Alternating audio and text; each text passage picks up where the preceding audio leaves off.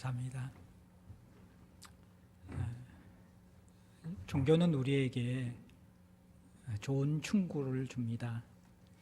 그런데 복음은 우리에게 좋은 소식을 줍니다.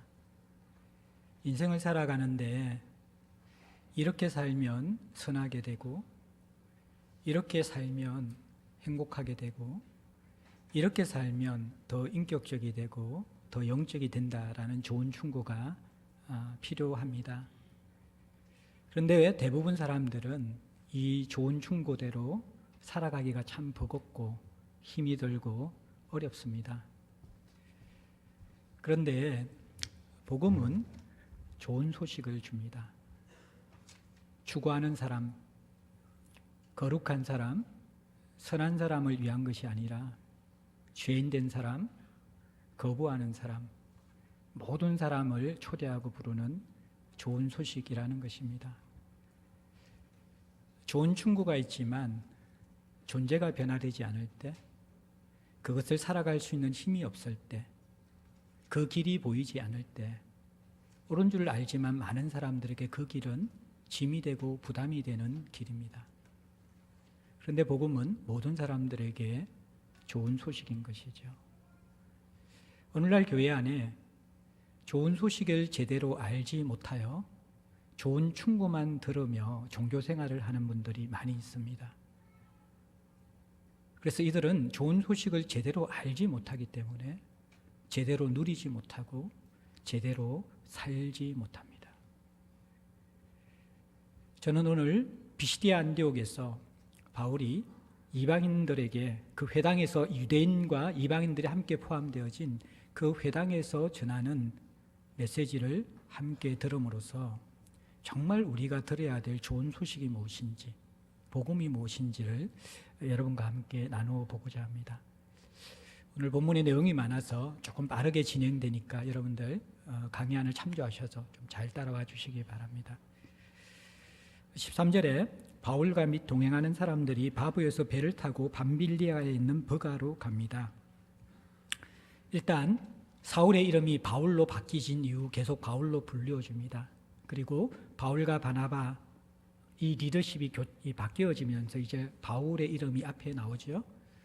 그리고 바보숲에서 우리가 지난주에 보았던 것처럼 구레네에 위치한 수도가 있는, 행정 수도가 있는 바보라는 도시에서 총독 서기오 바울에게 복음을 전하고 또 마술사 엘루마를 질책하면서 징계하는 바울의 모습을 보았습니다. 그 사역을 마무리한 다음에 배를 타고 나서 북쪽 소아시아 쪽으로 올라갑니다. 거기에서 이 버가라는 도시에 이르게 되는 것이죠. 근데 이 버가에서 가슴 아픈 일이 생기는데 함께 동행했던 동역자 마가 요한이 더 이상 선교 여행을 같이 하지 않겠다라고 이야기하고 예루살렘으로 돌아가 버립니다. 마가가 왜 선교 여정에서 이탈했는가? 버가에서 버거워서 이탈했는데 그 이유가 명확하지 않습니다. 어떤 사람은 향수병에 걸렸을 것이다. 또 어떤 사람은 그 다음 선교 여행지가 행선지가 비시디아 안디옥인데 버가에서 비시디아 안디옥까지는 160km 정도 되는 거리이고요. 산맥을 넘어가야 합니다. 험한 산을 넘어가야 하는데 그곳에는 도적과 강도들이 창고라는 것이기 때문에 그 행선지에 대한 두려움 때문에 가지 않았다라는 이야기도 있습니다. 또 하나는 바울에 대한 불편한 감정 때문에 가지 않았다. 바나바는 마가의 삼촌입니다. 온유하고 사람을 세워주는 사람인데 사실 이 리더십이 이 버가에서도 총독에게 바울이 능력을 행하고 사역을 리더십을 행사하잖아요. 그러한 바울의 강한 리더십, 그것을 바라보면서 불편함을 느낀 이 마가, 그러면서 또 이 예루살렘 교회 출신인데 너무 이방인들 중심으로 복음을 전하고 있는, 자기가 지금 담기에는 바울의 선교 전략이나 그의 리더십이 불편했기 때문에 돌아갔다라는 그러한 이유도 있습니다. 마지막으로는 말라리아라는 중병에 걸려서 더 이상 함께하지 못해서 돌아갔다. 여러 이야기가 있는데 추측만 있습니다. 다만 이 마가의 이탈로 바울 일행은 선교 여정에 큰 타격을 받고 어려움을 겪었을 거라는 것입니다. 그리고 그 어려움이 얼마나 컸던지 2차 선교 여행을 떠날 때 마가를 데리고 가느냐 데리고 가지 않느냐는 이 문제 때문에 바울과 바나바가 갈라서는 그러한 이유가 바로 여기에서 등장합니다. 이것을 볼 때 1차 선교 여행 때 마가의 선교 여행지 이탈은 그 동역자들에게 큰 상처를 주고 낙심을 준 것이 분명합니다. 우리가 뒷부분을 다뤄야 되기 때문에 간단하게 여기에서 우리가 기억할 것들은 여러분들이 교회 안에서의 동력 관계 속에서 마가가 되지 말라는 것이고, 또 여러분들이 동력하면서 여러분 주변에 마가와 같은 행동을 하는 사람이 있을지라도 바울처럼 너무 낙심하지 말고 하나님 주신 사명을 붙잡고 비시디아 안디옥으로 가야 되는 것이죠. 그래서 여러분들이 마가가 되지 말고 마가로 시험 들지 마시기를 바랍니다. 그러면서 이제 비시디아 안디옥에 도착합니다. 비시디아 안디옥은 해발 1000m 정도가 되어지는 로마의 군사 요충지입니다. 마침 안식일이었기 때문에 그런 회당을 찾아 들어갑니다. 이 회당을 찾아 들어가는 바울 일행의 모습은 선교 전략의 중심이었죠. 제가 지난주에 이야기 들었지만 이방인의 사도였지만 바울은 유대인을 제외하지 않았습니다. 가는 곳마다 먼저는 회당을 찾아서 그곳에서 복음을 전했고 또 이방인에게까지도 복음을 전한 사람이었습니다. 회당의 예배의 순서와 모습이 본문의 16절에 나옵니다.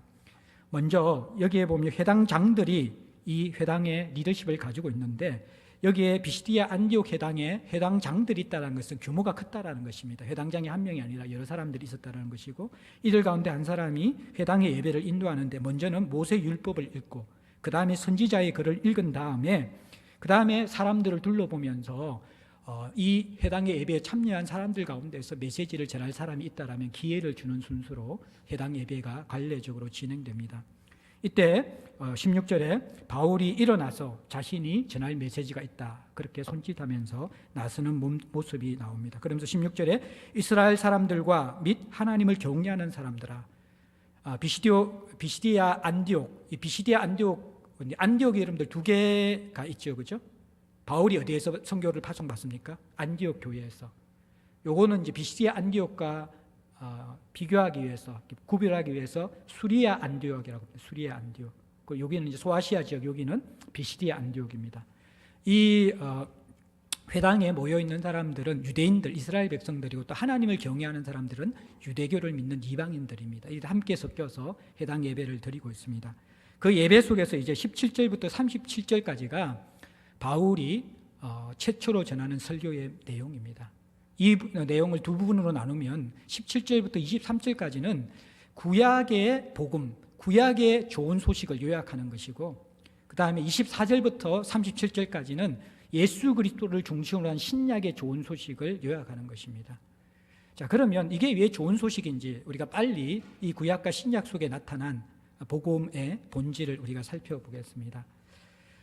17절은 이렇게 시작합니다. 이 이스라엘 백성의 하나님이, 자, 주어를 잘 보십시오. 종교의 주어는 내가 무엇을 하는가가 핵심이지만 복음의 주어는, 좋은 소식의 주어는 하나님이 무엇을 하는가가 핵심인 것입니다. 이것이 굉장히 중요한 처음 시작의 다름입니다. 그러면서 여러분들은 이제 이 구약에 나타난 좋은 소식 가운데서 인간의 상태와 인간이 하는 모습을 보시고 하나님이 이들에게 대해서 어떻게 대우하시는지를 잘 보십시오. 그 속에 종교가 아닌 복음이 있음을 여러분들이 발견할 수 있습니다. 자, 봅시다. 자, 17절은 창세기와 출애굽기의 요약입니다. 창세기에서 이스라엘 백성의 하나님이 우리 조상들을 택하셨습니다. 구체적으로 누구를 택했습니까?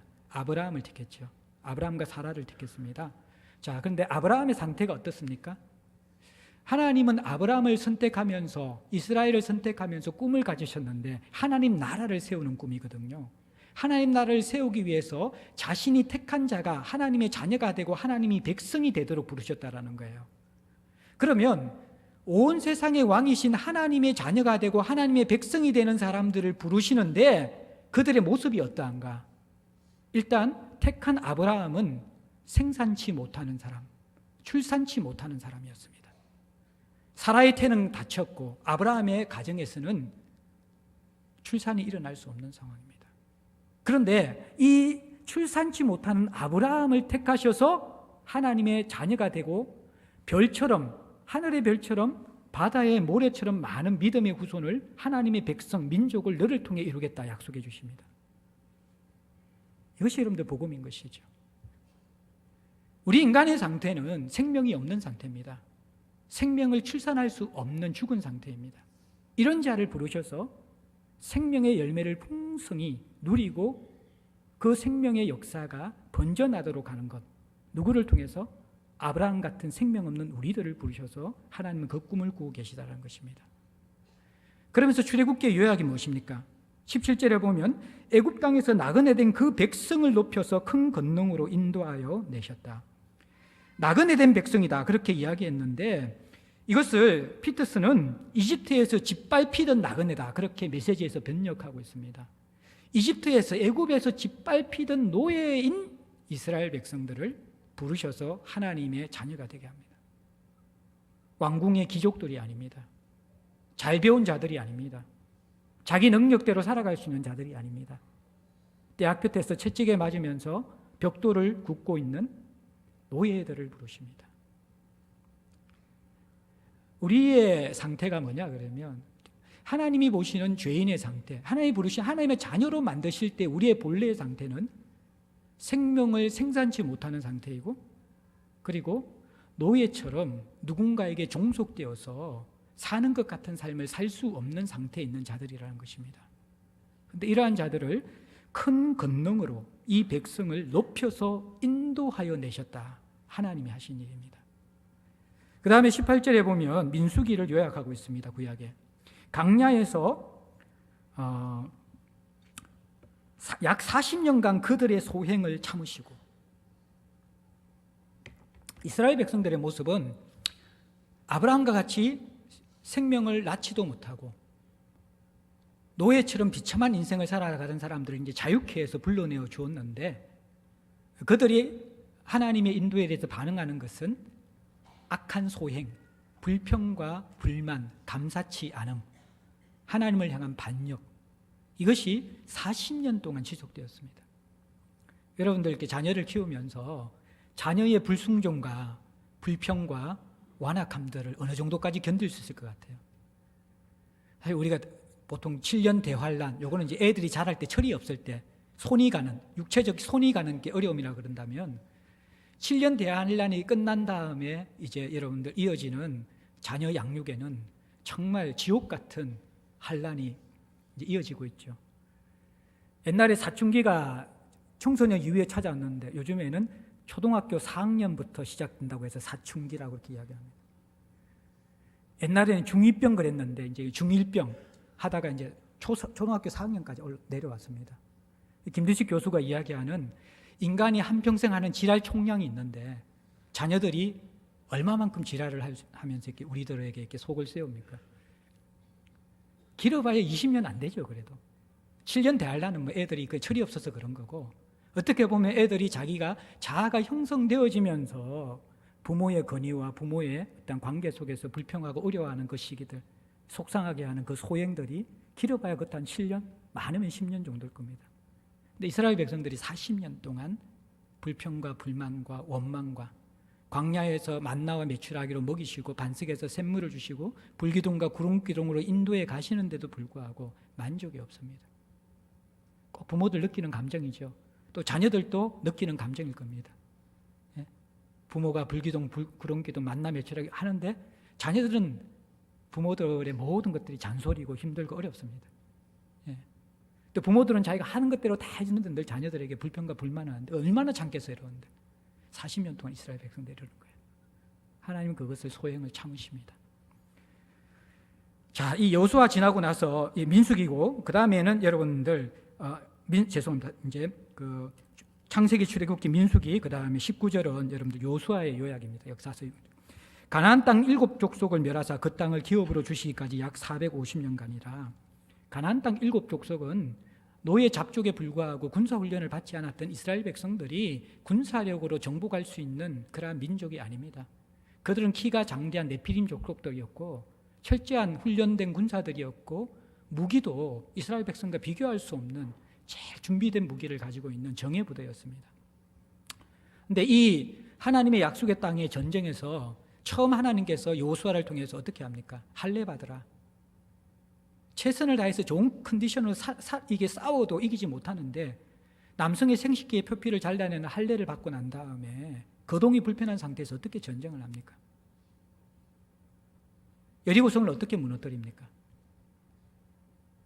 우리가 이길 수 없는 전쟁을 하나님은 이기게 하십니다. 이것이 세상에서 구원받은 성도가 세상에서 살아가는 삶입니다.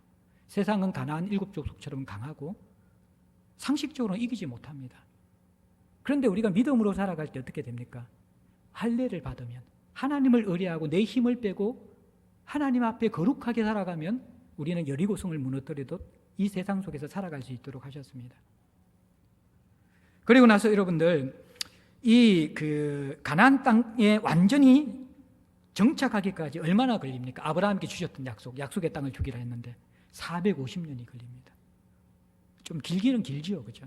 인간 편에서는 이게 이루어지지 않는 약속처럼 느껴지는 것입니다. 450년 약속이니까. 그러나 하나님은 신실하게 약속을 지키시는 분으로 본문에 나옵니다.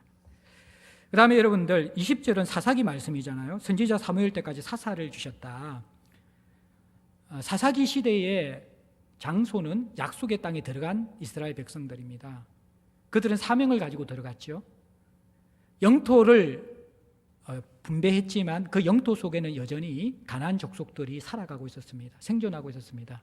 그들을 몰아내라. 그들과 결혼하지 마라. 그들의 문화를 따르지 마라. 소명을 주셨죠. 근데 사사 시대 때 이스라엘 백성들이 어떻게 합니까? 가나안을 좋아합니다. 그 문화를 흠모합니다. 몰아내지 않습니다. 결국 그래서 어떻게 됩니까? 그 남아있던 가나안 족속에 의해서 이스라엘 백성들은 압제당하고 고난당합니다. 그러니까 그들이 죽겠다라고 하면서 하나님 앞에서 몸부림치면서 부르짖습니다. 그때 하나님이 사사를 보내주세요. 이 사사를 보내주시는, 이스라엘이 부르짖고 죄를 짓고 부르짖고 사사를 보내주는 이것이 사사기에 7번 등장합니다. 7은 완전수잖아요. 이스라엘은 완전하게 끝없이 번제하고 하나님은 끝없이 이스라엘 백성들에게, 이걸 좀 꺼주시든지 하실래요? 뒤에 걸. 끝없이 구원자를 보내주시면서 이스라엘 백성들을 포기하지 않으시는 것이죠. 여러분 어떻습니까? 구원받은 우리의 삶의 모습이 이렇지 않습니까? 끝까지 우리는 가나안을 밀어내라 그러는데 좋아합니다. 욕망을 좋아하고 세상을 좋아하고 죄를 좋아합니다. 그러다가 또 죽을만 하면 주님 찾습니다. 잠시 또 평화가 오면 잊어버리고 또 옛날 방식으로 돌아갑니다. 그게 7번 순환되는 게 하양 나선형으로 계속 떨어지는 게 사사기 역사입니다. 하나님께서 그때마다 포기지 않고 구원자를 보내주십니다. 그렇게 구원해 주시고 나니까 이제 이들이 뭐라고 그럽니까? 21절에 사무엘서 요약입니다. 그 후에 그들이 왕을 구했습니다. 다른 나라에는 다 왕이 있어가지고 적의 공격으로부터 보호도 해주고 이 성도 높이 짓고 성벽도 짓고 먹을 것도 주고 굉장히 뭔가 이렇게 풍성해지는 삶들, 부강한 삶을 살아가는데 왜 우리는 왕이 없냐고. 우리도 왕이 있으면 이 부강한 나라가 될 것인데 왕을 달라고. 그 핵심은 무엇입니까? 이스라엘 백성은 왕이 없어야 됩니다. 왜냐하면 왕은 하나님 한 분밖에 없기 때문에 그렇습니다. 그런데 그들은 하나님을 왕으로 모시기 싫어하는 거예요. 광야에서 우리가 이 사사시대처럼 끝없이 반복된 세상 속으로 들어가는 인생을 살 뿐만 아니라 궁극적으로 우리의 중심 속에서는 하나님을 왕으로 섬기는 것을 불편해합니다. 그래서 세상 왕, 어떻게 보면 내 필요를 채워줄 수 있는 왕을 구하게 됩니다. 그 결과로 이제 기스의 아들 사울을 줬지만 40년 동안 통치하다가 결국에는 하나님의 나라를, 하나님의 뜻을 이루지 못하는 것으로 패하고 맙니다. 그리고 이제 다윗을 세우는 것이죠. 다윗 역시 여러 흑점투성이가 있지만 그가 하나님을 의뢰했기 때문에 하나님 마음에 합한 사람이다. 그렇게 이야기합니다. 그러면서 다윗이 정말로 이 하나님의 뜻을 완성할 수 있는 합한 사람이 아니라 실제로는 다윗의 후손 예수를 통하여서 하나님이 아브라함에게 주셨던 원래의 계획, 너희들을 내 자녀로 삼고 내 백성으로 삼고 하나님 나라를 이루겠다라는 그 계획을 다윗의 후손 구주 예수를 통해 이룰 그 언약과 약속을 주는 것으로 23절에 구약의 구속사가 마무리되는 것이죠. 사랑하는 성도 여러분들, 제가 짤막하게 또 이렇게 길게 설명할 수 없어서 구약 역사를 잠시 이야기했는데, 기독교가 종교가 아니라 복음이라는 이유가 무엇입니까? 다른 종교는 인간이 이것 해라 저것 해라, 주어가 인간입니다. 인간 편에서 추구해야 됩니다. 인간 편에서 노력해야 됩니다.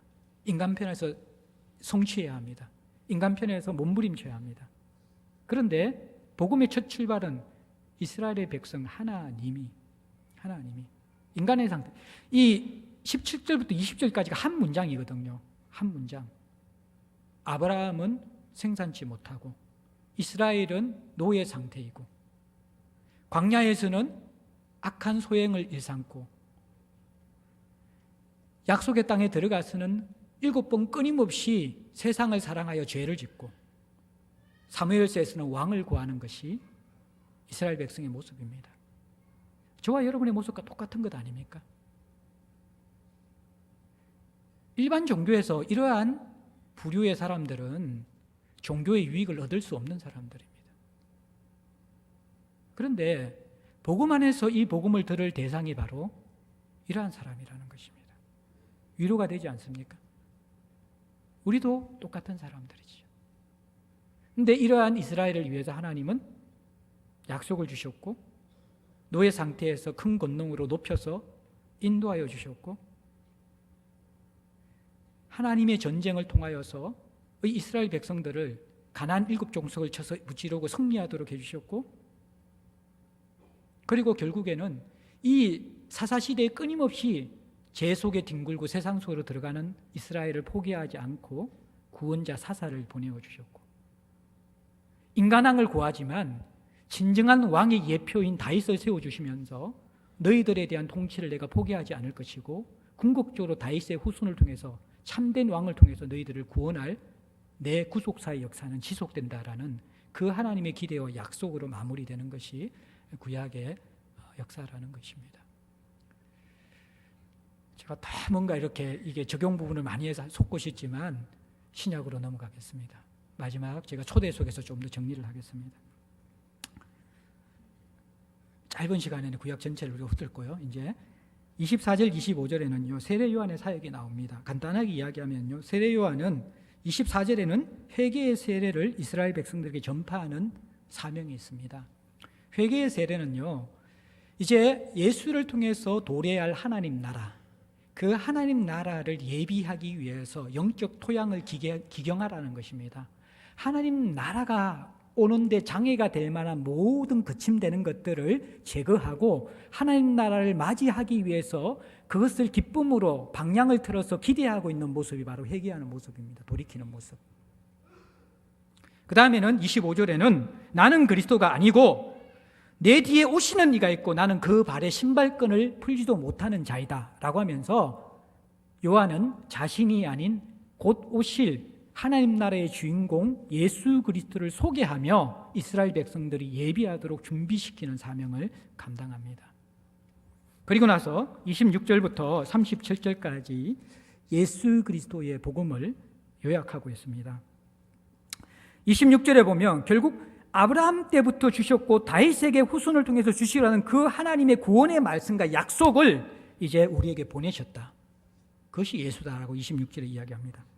그런데 하나님의 이 약속의 선물과 구원의 완성을 이루실 예수 그리스도를 보내었는데 27절에 예루살렘에 사는 사람들과 관리들 너희들이 선지자의 말을 그렇게 들었으면서도 그것을 알지 못하고 예수를 죽이기 위해서 빌라도에게 내어주었다라는 것입니다.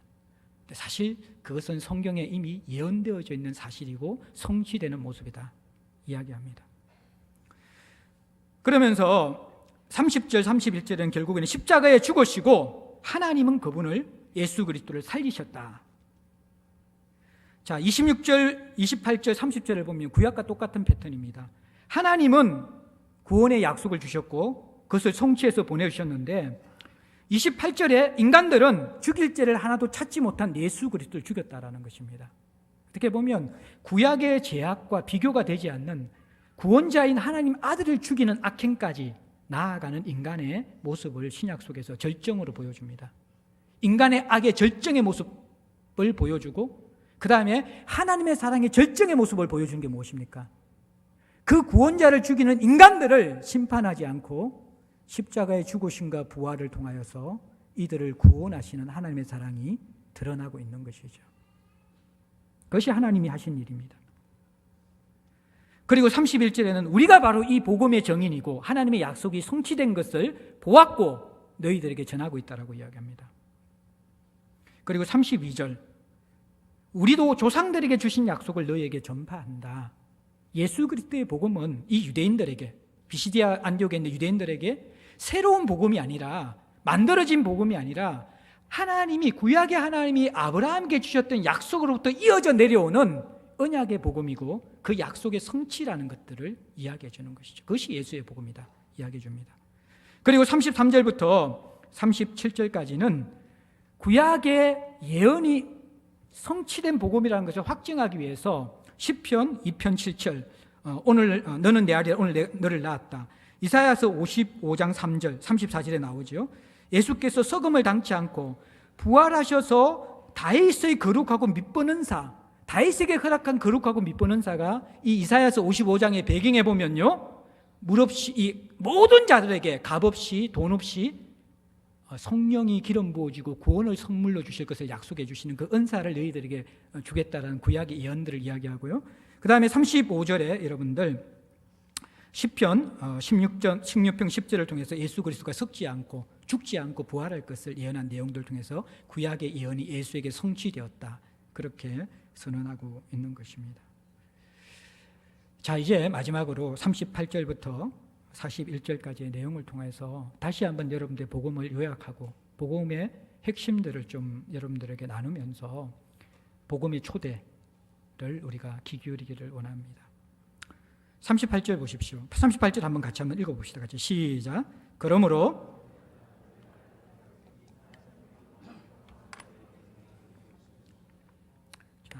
형제들아, 이제 바울의 이게 청중을 향한 호칭이 계속 달라지거든요. 여러분들 보시면 그 16절에 보면요, 이스라엘 사람들과 하나님을 경외하는 사람들아, 굉장히 객관적인 호칭이죠.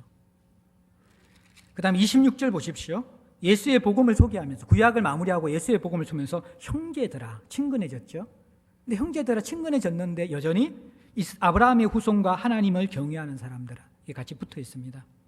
그다음에 마지막 38절에는 그러므로 형제들아 없습니다. 바울은 이 복음을 전하면서 점점 이 복음을 듣는 비시디아 안디옥 안에 있는 유대인과 이방인에 대한 사랑이 깊어지면서 그들을 구분하지 않고 나의 형제로 생각하면서 지금 이제 그 사랑이 완전히 그 바울의 마음을, 하나님의 사랑이 바울을 장악하면서 복음의 초대를 하고 있는 것입니다. 형제들아, 너희가 알 것은, 자, 복음의 시작은 뭐냐 그러면 너희가 알 것은, 이것으로 출발되어야 합니다. 너희가 행할 것으로 출발되는 것은 종교이지 복음이 아닙니다. 너희가 꿈꿀 것으로 시작되는 것은 세상의 이데올로기야 유토피아이지 좋은 소식이 아니라는 것입니다. 세상의 종교는 너희가 행할 것은 시작합니다. 이것하고 이것 하지 마. 세상의 정치가들과 이데올로기와 유토피아를 꿈꾸는 사람들은 너희들이 꿈꿀 것은 그것을 소개합니다. 그런데 복음은 우리에게 좋은 충고도 주고 좋은 소망도 줍니다. 분명히 복음 안에 그것이 있습니다.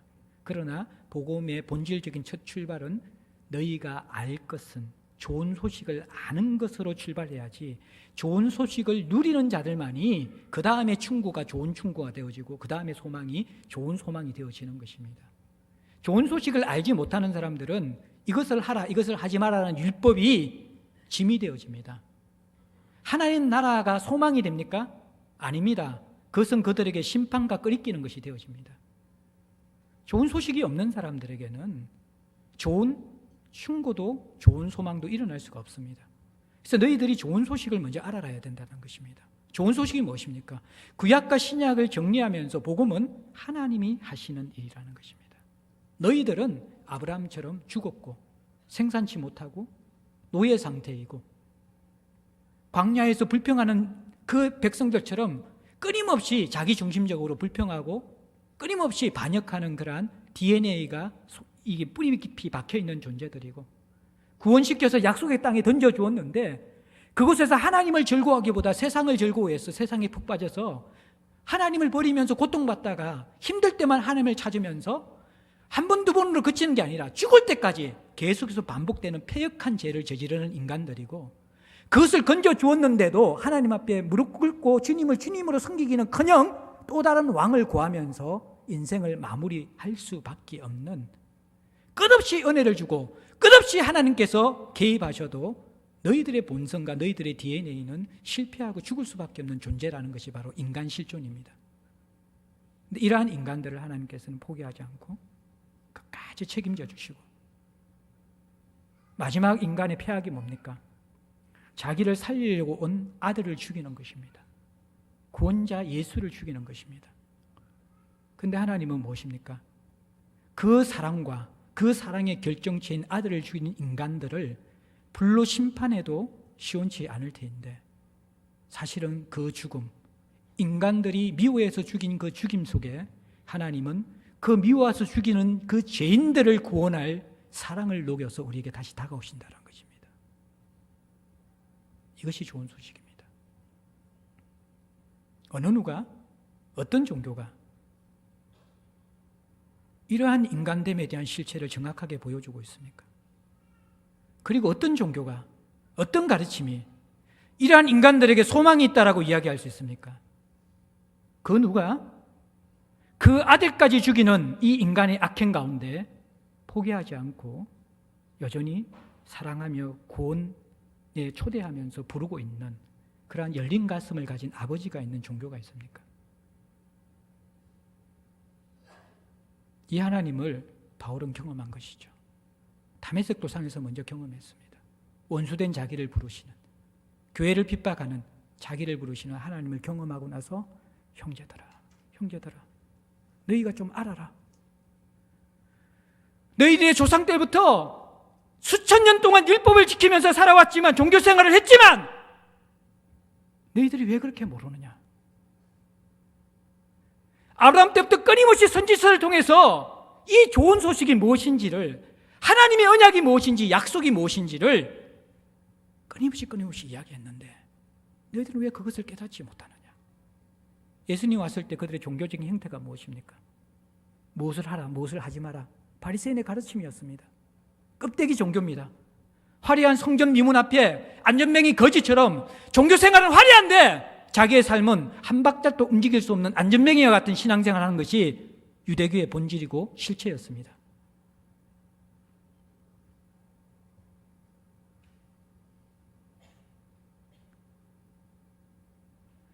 복음의 좋은 소식은 행할 것을 먼저 가르치는 게 아니라는 것입니다. 유대교처럼 너 이것 행하라 저것 행하라, 그걸로 될 수 있는 게 아니라는 것입니다.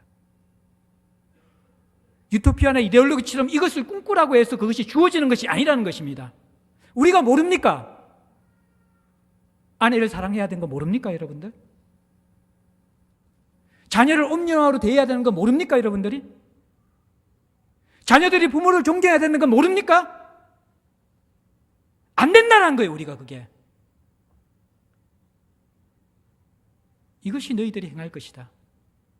너희가 행할 것은, 그 말을 듣는 순간 우리는 이미 죄인에게 돌덩어리 하나를 더 얹어 놓는 것입니다. 그것은 종교입니다. 아브라함 같은 우리에게, 노예 상태의 이스라엘 같은 우리에게, 광야에 패역한 우리에게, 사사기의 죄와 세상을 좋아하는 우리에게, 사무엘서에 하나님 대신 다른 왕을 요구하는 우리에게 너희가 알아야 될 것은, 하나님은 여전히 너희를 사랑하고 너희를 위해 일하고 계시다는 것이 복음입니다. 그러면서 뭐라고 이야기합니까? 이 사람을 힘입어, 이 사람을 힘입어. 38절 39절에 동일하게 반복되는 게 뭡니까? 이 사람을 힘입어, 이 사람을 힘입어. 복음은 내가 하나님을 위해서 무엇을 할 것이가가 아니라 하나님이 나를 위해서, 나를 향해서 무엇을 하셨는지를 알아야 합니다. 그리고 두 번째는 내가 하는 것이 아닙니다.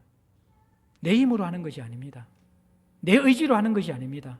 내 기준과 내 열심과 내 목표로 하는 것이 아니라는 것입니다. 이 사람을 힘입어야 됩니다. 이 사람을 힘입어.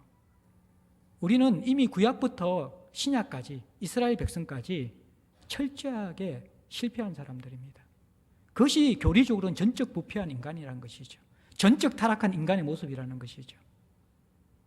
그 선지서의 말씀을 들으면서도 깨닫지 못하고 아들까지 죽이는 우리들입니다. 우리가 이 좋은 소식을 들으면서 이 사람을 힘입어야지 존재의 변화가 일어나고 삶의 변화가 일어난다는 것입니다. 그것이 좋은 소식이라는 것입니다. 내가 할 수 없는 것을 하는 것이 좋은 소식이라는 것입니다.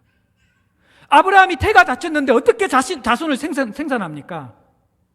할 수 없는 일을 부르시는 거예요, 우리에게.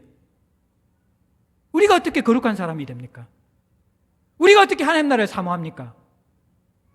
우리 인생이 어떻게 의미 있는 삶을 살 수 있습니까? 여러분이 정말 여러분 자신을 알면요, 불가능하다는 것을 깨닫습니다. 예수의 죽음과 예수의 부활, 그것을 힘입어 우리는 좋은 소식 속으로 들어갑니다. 예수의 죽음과 예수의 부활을 힘입을 때 어떤 일이 일어나는지 아십니까? 두 가지가 생깁니다. 죄사함과 의롭다함. 목사님, 그게 무슨 복음입니까? 죄사함. 로또를 주든지 벤츠를 주든지, 그게 요즘 사람들이 더 복음이지. 죄사함이 무슨 복음입니까? 우리의 영혼이 정말 어둡다라는 증거죠. 우리의 삶의 비참함과 고통은요, 돈이 없어서가 아닙니다. 내가 성취하지 못해서가 아닙니다. 인간의 근본적인 비참함은 성경은 죄라고 이야기합니다. 죄가 뭡니까? 하나님을 떠나는 것이죠. 하나님의 주되심을 인정하지 않는 것입니다. 신이 뭡니까? I-centeredness. 죄라는 SIN, 이 중간에 내가 중심이 되어져서 하나님을 버리는 삶이, 그게 죄입니다. 그게 뭐가 죄인데요? 나무가 땅에서 뿌리 뽑히면 죽잖아요. 인간은 하나님 앞에 철저하게 의존적인 존재입니다. 제가 시편 23편 강의하면서 뭐라고 이야기했습니까? 하나님과 우리의 관계가 양과 목자라 그랬잖아요. 양은 철저하게 의존적이에요. 목자가 없는 양은 그냥 맹주의 밥이고 혼자서 아무것도 할 수 없는 것이 양입니다. 피조물 된 우리라는 거예요. 나무가 뿌리 뽑히게 될 때 일어날 현상들을 생각해 보십시오.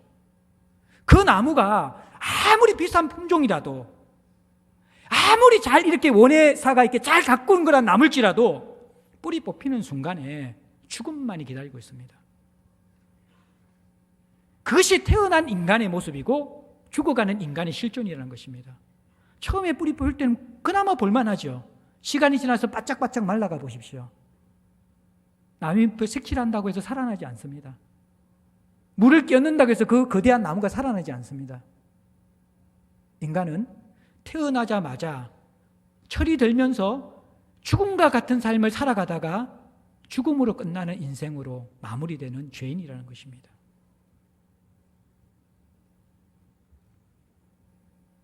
죄는 우리 속에 암과 같은 것이죠. 내가 느끼지 못한다고 해서 없는 것이 아닙니다.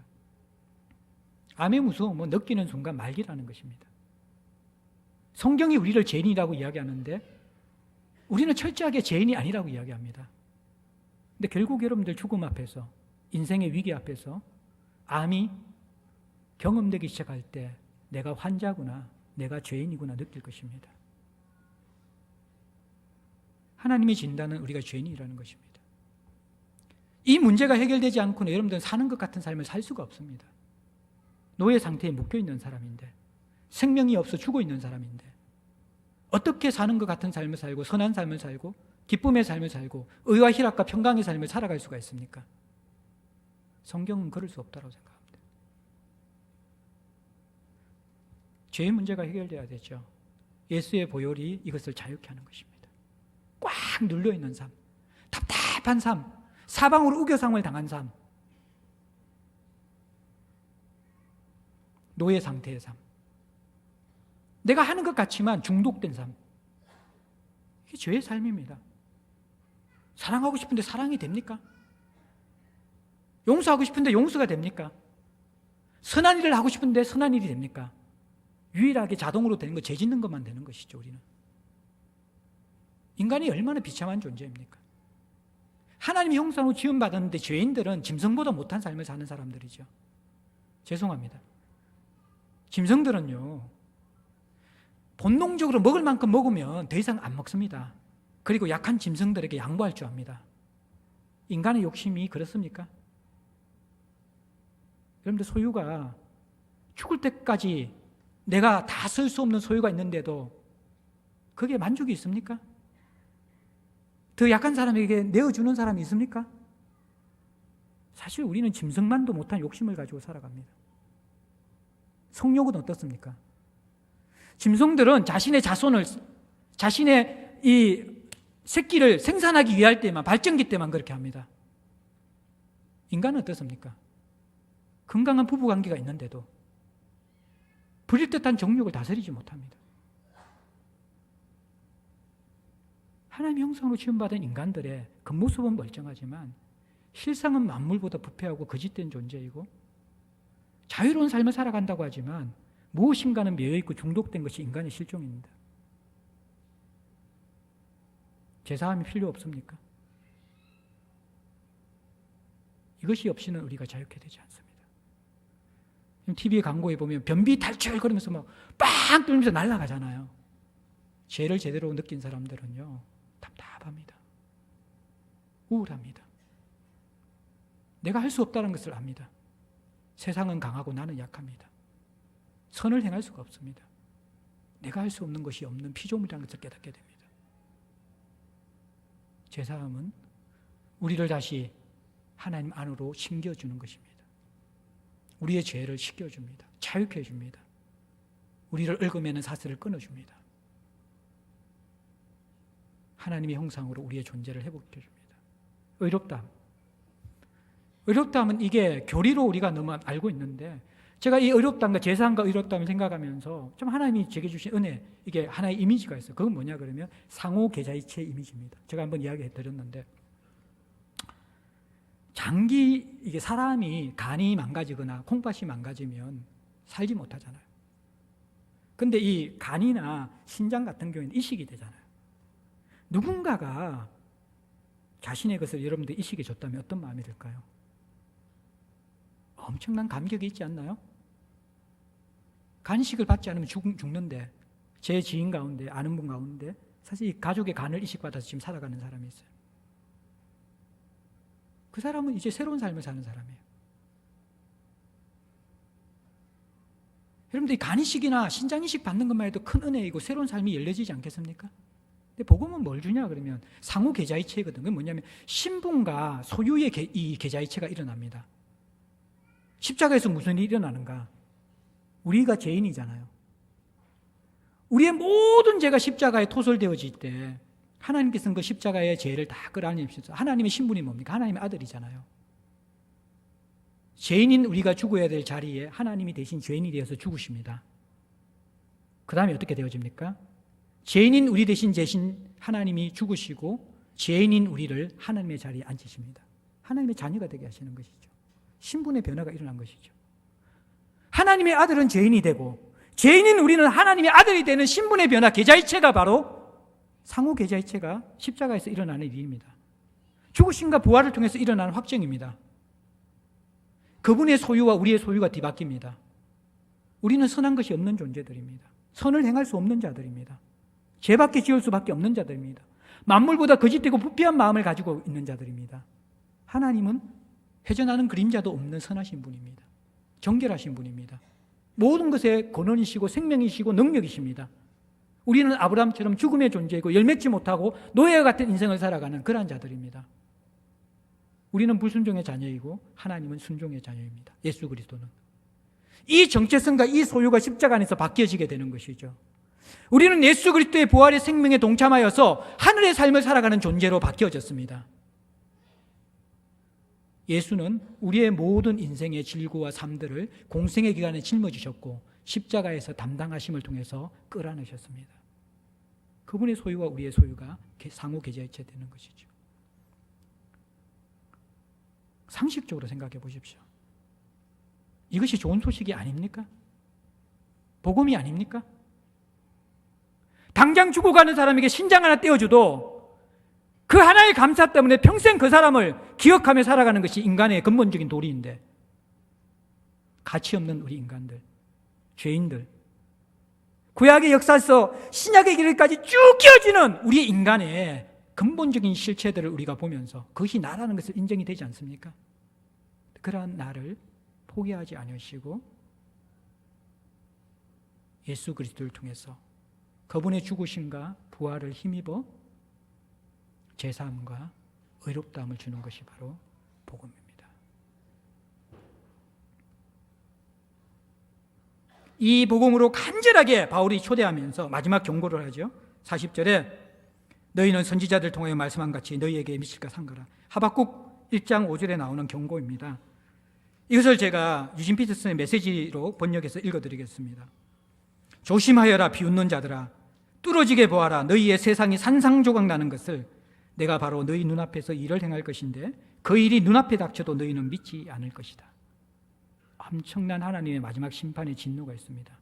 이 선명한 그리스도를 자기의 아들을 죽이시고 가슴을 열어 우리를 초대하시는 사랑의 초대를 거절하는 자들에 대한, 거절하면서 그들은 비웃고 있는 것이죠.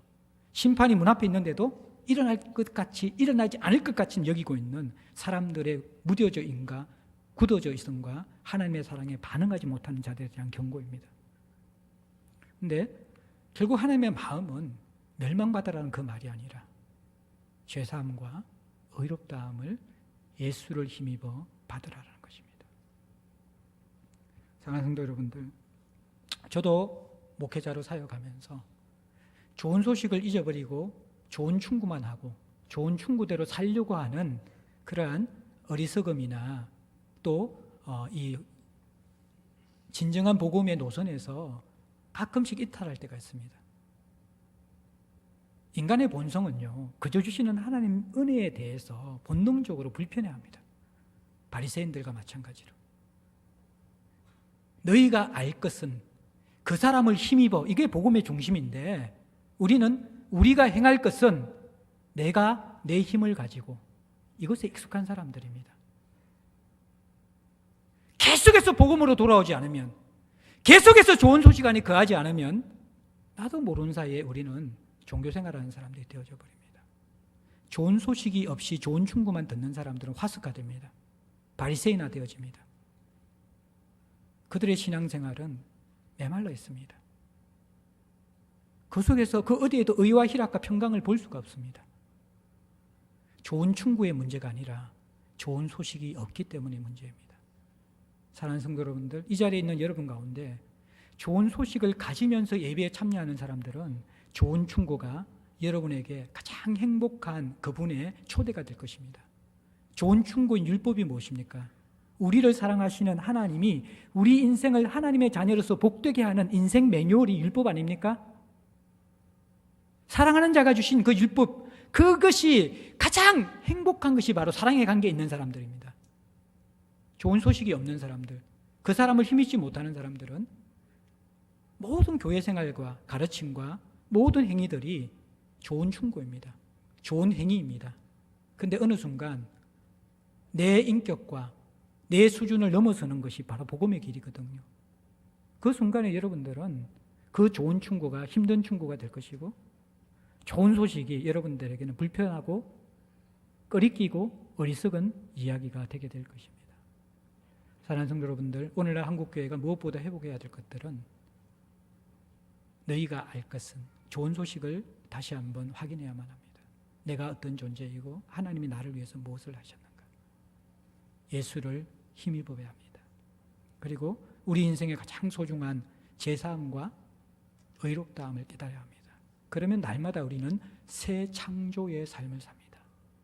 부활의 생명이 이끄는 삶은 날마다 똑같은 일상이 진행되지만 그 똑같은 일상에 날마다 새로운 창조를 하듯이 생명의 기운이 들어가는 삶이고, 그 속에 열매가 있고 기쁨이 있는 삶으로 변화되는 것입니다.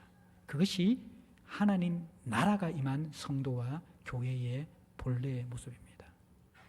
이 좋은 소식 안에 여러분을 초대합니다. 함께 누립시다. 찬양 드리겠습니다. 293장입니다.